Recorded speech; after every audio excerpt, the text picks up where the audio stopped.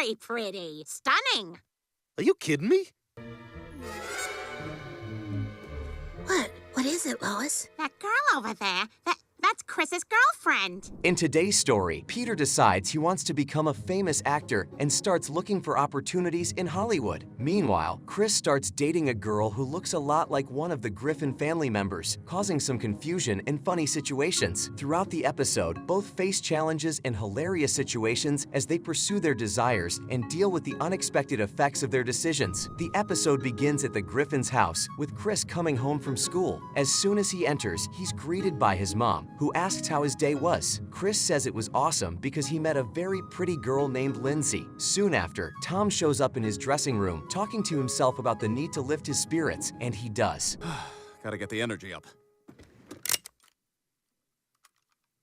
Found it. At that moment, Peter shows up at the door, revealing that he found a Halloween movie starring Tom, which Peter loved. He praises Tom's acting as the best in the history of cinema and asks for an autograph. Tom gives him the autograph, and they start talking about why Tom stopped making movies. Tom mentions a role as a boyfriend in a movie that wasn't successful, admits to being constantly involved with drugs, and after all these events, he left Hollywood to return to his hometown, Quahog, where he ended up working as a news anchor. Peter asks if he doesn't miss the artistic career, saying Tom had the potential to be a star and offering to help revive his career. Tom expresses nostalgia and interest in the offer of help but questions how Peter plans to do it. Peter then declares himself Tom's new agent, although Tom shows skepticism about the effectiveness of the plan, leaving Peter disappointed. Shortly after, while Tom was live announcing an event for the Rhode Island Historical Society, Peter was getting ready to leave the place. Noticing this, Tom interrupts his announcement to convince Peter not to leave yet.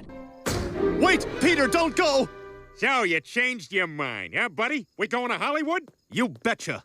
But I have to say, I thought you'd drive a fancier car. On a sunny day at the Griffin's residence, Peter packs his bags for the trip to Hollywood, informing Lois of his mission to turn Tom into a Hollywood celebrity, a task for which he considers himself entirely responsible. Curious, Lois asks when Peter plans to return home. With confidence, he assures her that he'll be back before Chris's dance festival begins. When will you be back? I don't know. But I'll be sure to be back before Chris's big dance class recital.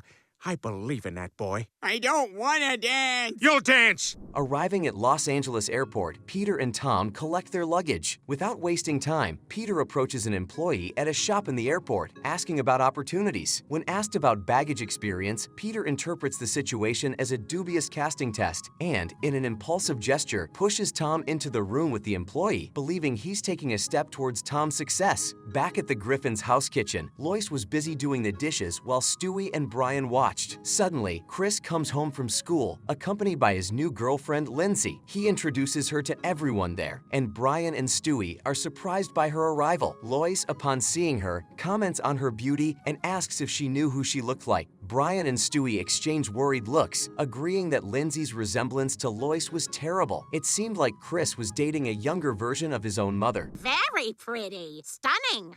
Are you kidding me? Are they not seeing this? I know, it's kind of creepy. It's almost like he's dating Lois. Yeah. Looks like somebody's getting a little Oedipusy. Can we say that? Just did. After that, at the Bite restaurant, Peter and Tom discuss how all the big shots of Hollywood gather there to eat, and that they just needed to act like they're one of them for it to work. Peter calls the waiter and places his order, while Tom expresses doubt about whether this approach would make him a Hollywood actor. Confidently, Peter asserts that it will work because he's Tom's agent. Then, when they question who will pay the bill, Tom suggests their agent should. Peter comes up with the idea of pretending the restaurant wasn't expensive enough for them, grabbing the bread from the table and trying to leave without paying. However, as they leave, they encounter a red-headed casting director who calls them, saying he needs an actor for a shoot the next day. Peter introduces Tom, and the director praises his appearance and talent, offering him a role. Peter hands a note to Tom, who can hardly believe what's happening. Peter explains that he did everything for him, even handing out all his cards. Night falls, and Chris enters the living room with his girlfriend, finding Lois and Stewie there. Lois greets Lindsay, praising her beauty and expressing how nice it is to have her in the family.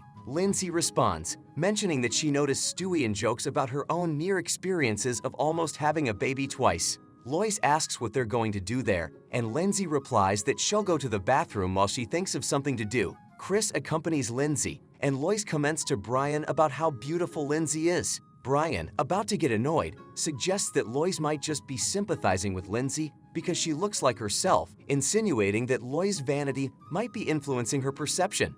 Lois retorts, suggesting that Brian might be jealous for not having a girlfriend, let alone one as pretty as Lindsay. Stewie agrees with Lois, saying she's right about Brian. You're jealous. Chris has a wonderful young woman in his life, and you've got nothing. She's kind of right, Brian. All you've got is a worn-out rope toy and that squirrel who comes by once a day to taunt you.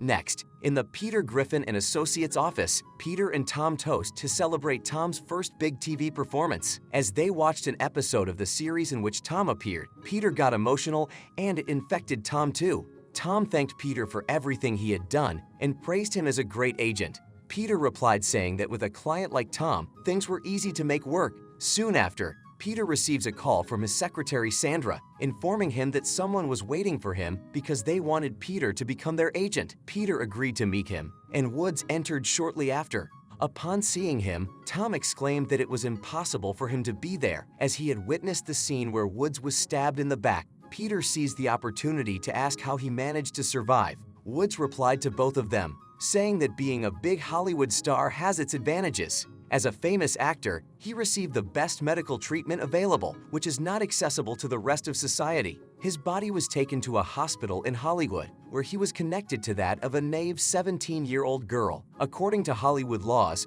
her vitality was transferred to him, instantly resurrecting him. Peter was fascinated to hear the story, and Woods once again asked if he wanted to be his agent. Peter accepted, but Tom was furious, saying Peter should only be his agent. Peter tried to calm them down, ensuring that he could take care of both of them. In the Quahog Cafe, Bonnie tells Lois, as they sip coffee, about Kevin almost dying from drinking 2 bottles of detergent. Lois, in turn, shares the news about her son Chris, who is now dating a wonderful girl.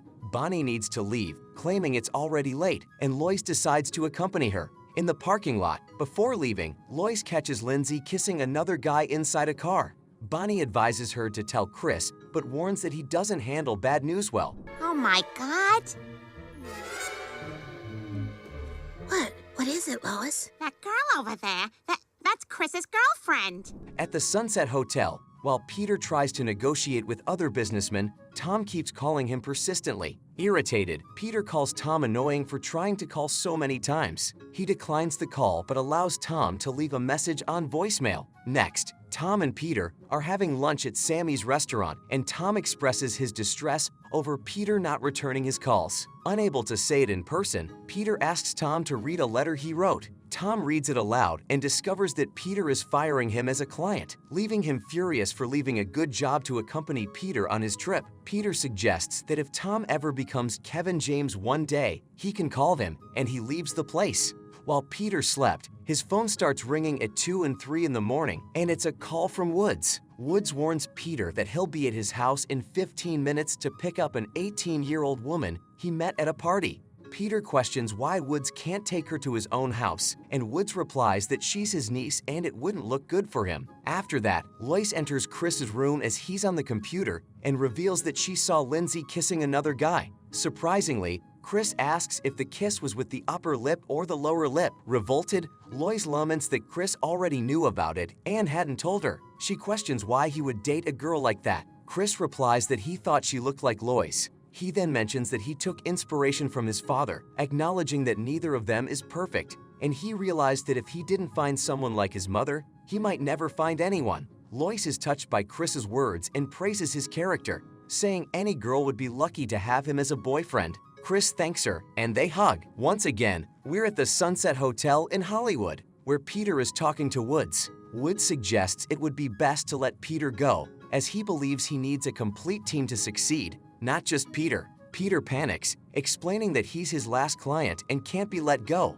Woods insists it's just business and needs to take a fake call, quickly leaving. Peter understands the situation and lets him go. Later at the hotel, Peter knocks on Tom's door, determined to tell him the whole truth about what happened. He reveals that Woods fired him as his agent and offers sincere apologies to Tom for his previous actions. Tom responds that apologies aren't enough because he sacrificed a lot to be there with Peter. He acknowledges that Peter's only mistake was believing in him and then abruptly stopping believing.